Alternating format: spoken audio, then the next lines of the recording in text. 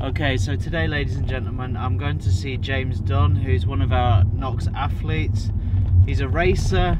He's got a really great story. I think you're going to like him. And, yeah, it's at Alton Park, which is actually one of my favourite tracks. Should be really good.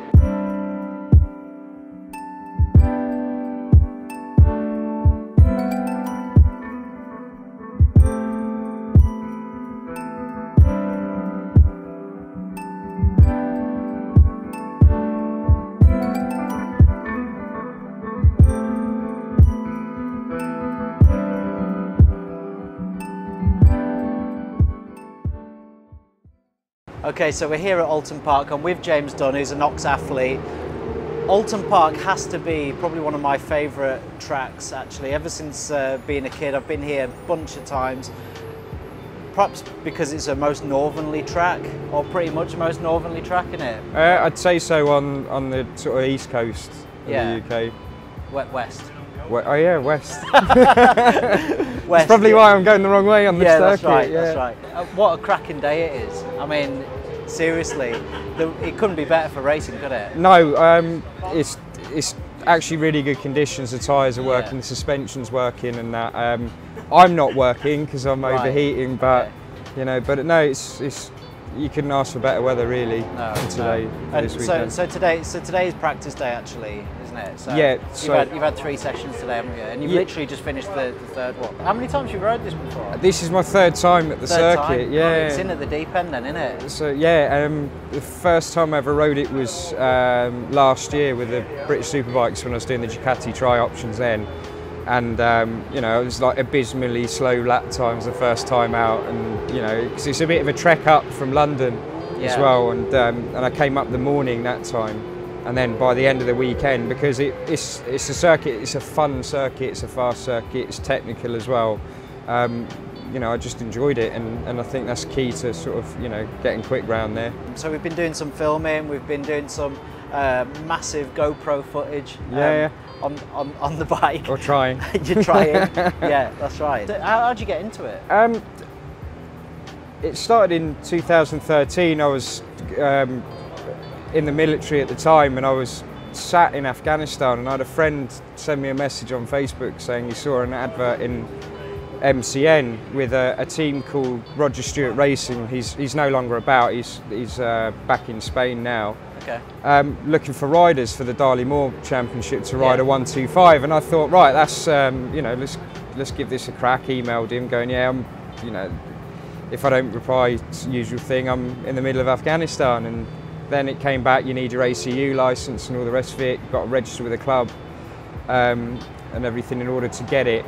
And so while I'm there, I had my sort of rough date of my return home to the UK, which was the 2nd of October 2013, and I think it was on the 4th of October I went to the ACU in Rugby, done my ACU licence, and then the 13th of October I rode in the Stars of Darley. Did you? Yeah, so it was literally within, you know, a week of getting home from an operational tour. I had my first race on an RS125 GP bike under Roger Stewart Racing, and yeah, no, and it went well. I didn't throw it down the road and all the rest of it, and it was wet. That's it. It does help. Does help. And no, it was brilliant. It was a good first sort of. Obviously, you must have been into bikes before that, though, right? Yeah, I've been riding motorcycles since, you know, I was a teenager, and just the love of racing and everything, you know, growing up, watching, you know, when MotoGP was on the BBC and being able to watch it, I was doing that. I remember growing up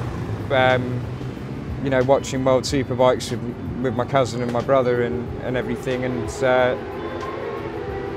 it was always there. The appeal for motorcycles has always been there from an early age, and I think racing, because it's such an expensive sport, you know, I didn't have the luxury of parents with an open checkbook or Sure. being able to help fund it.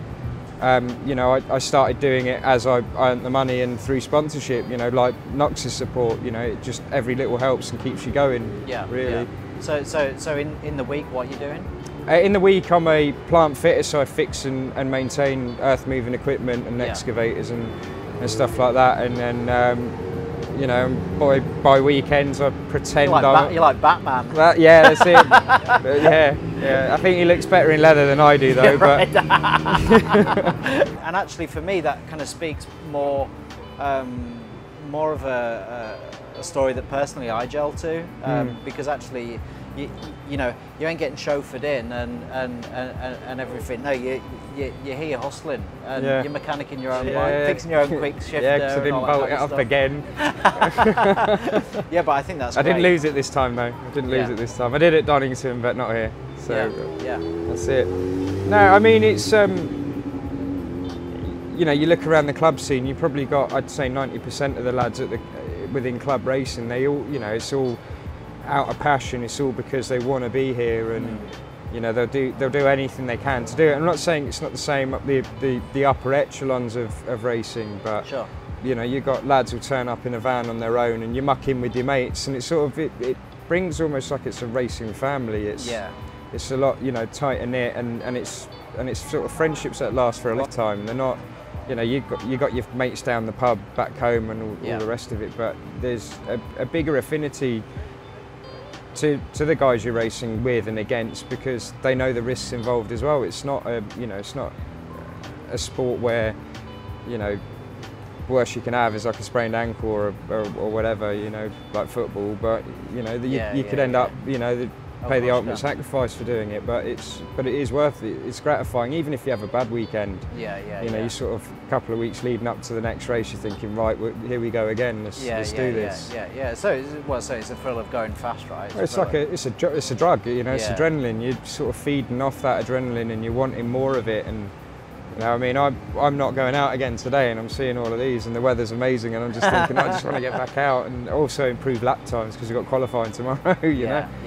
So no, it is good. That's great. That's great. And obviously, James is a Knox athlete, so he's sponsored by the company, and you know, as part of that, he wears the kit. But actually, I think you were wearing Knox kit before you were sponsored. Is that right? Or it was an introduction through a former Knox athlete, Sparky Stunts. Oh yeah. You know, we used to attend the Ace Cafe together and everything, who are now a sponsor of mine. And you know, speaking to him, I was asking for a recommendation on sort of gear and everything like that, and he recommended Knox, and it's just been a product from the initial onset. I mean, if he's a stunt rider and he's using the product, you sort of think, well, it's gonna work.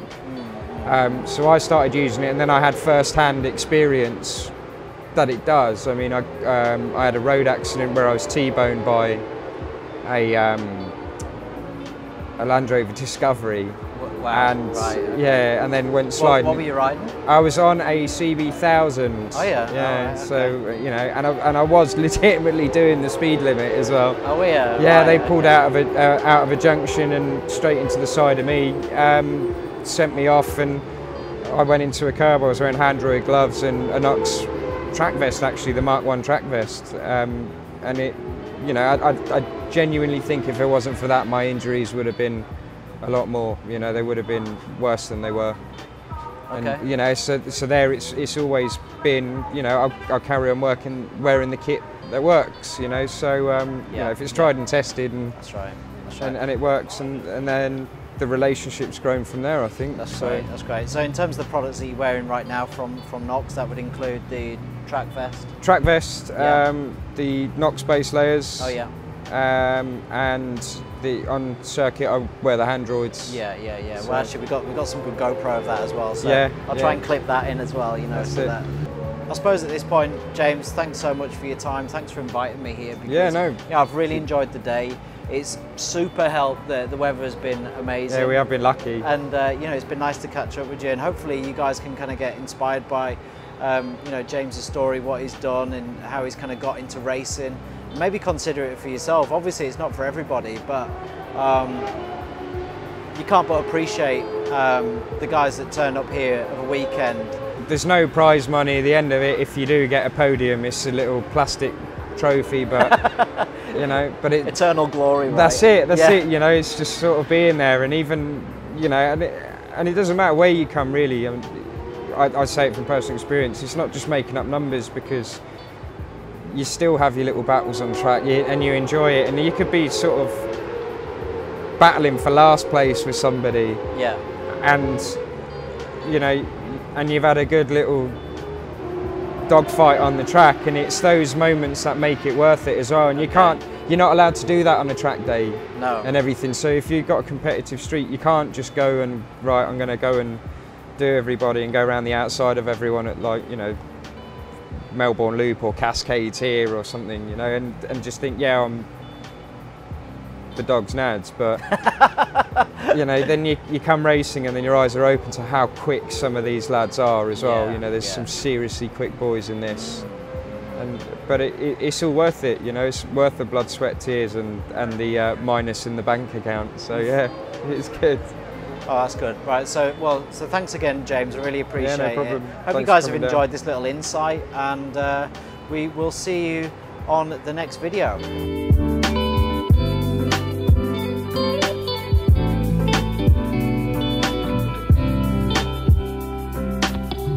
Okay, so back on the road again after a great day at Oulton Park.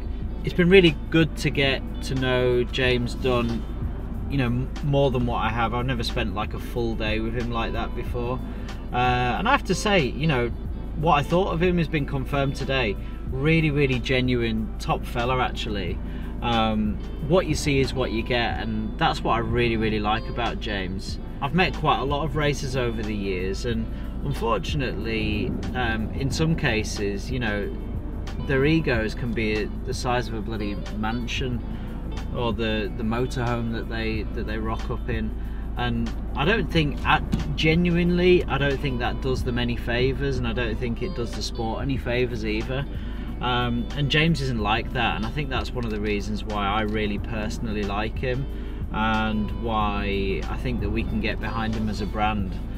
Because he is properly down to earth. You know, you could go up to James Dunne on a weekend if you're a spectator, just go and have a chat with him. He is a top guy. So you know, if you are at any of the race meetings, please go and do that. I'm sure he'd be more than happy to speak to you and give you his view of the world. So look, hope you've enjoyed that little outing. Hope you've enjoyed that little vlog that I've put together. I know I certainly have, and I'd quite like to do more content like this going forward. So if that is something that you're interested in and you like it, please leave a comment in the description. Then I'll know what the hell's going on. If you're not subscribed, please subscribe to the channel. Thanks for watching, thanks for your continued support, and we will see you on the next one.